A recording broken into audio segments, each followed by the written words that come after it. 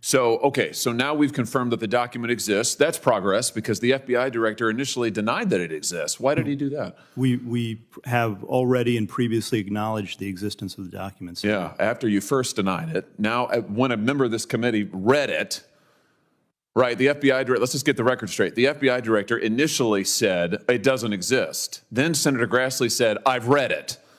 Then he said, oh, okay, well, gotcha. I guess it does exist. Now you're going back and forth with members of this committee what's in it. Why don't you just release it? Is it classified? Hey everyone, today we're diving deep into a fiery Senate hearing that set social media ablaze. Senator Josh Hawley took the FBI to task over some explosive allegations involving a $5 million bribe linked to none other than President Joe Biden. And things got intense. We're going to break down exactly what happened, what the FBI's stance is, and why it's left so many people on both sides of the aisle furious. So, if you're interested in government accountability, transparency, and the questions that impact our democracy, stick around. Thank you, Mr. Chair. Senator Hawley.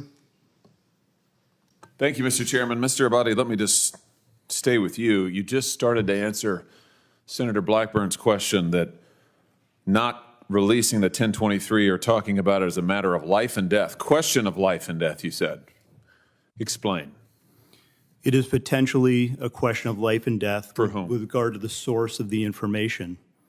So now we've confirmed that the document exists. That's progress because the FBI director initially denied that it exists. Why did he do that? We have already and previously acknowledged the existence of the documents. Yeah, after you first denied it. Now, when a member of this committee read it, right, the FBI director, let's just get the record straight. The FBI director initially said it doesn't exist. Then Senator Grassley said, I've read it.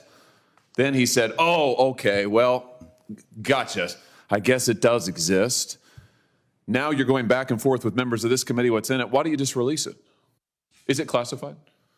The document is not classified. Okay. Will you commit to releasing it? Senator, we'll take that back and we will work with you and this committee. How about just a yes or no? Will you commit to releasing this unclassified document that alleges that the President of the United States,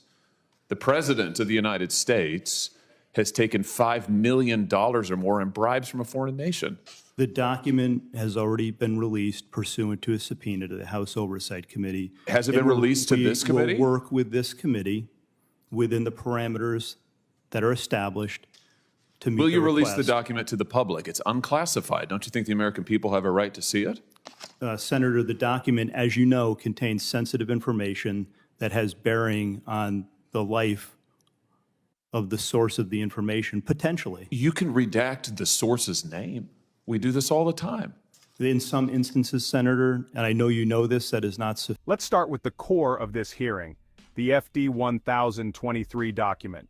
This document reportedly contains information from an FBI informant alleging a massive $5 million bribe involving President Biden.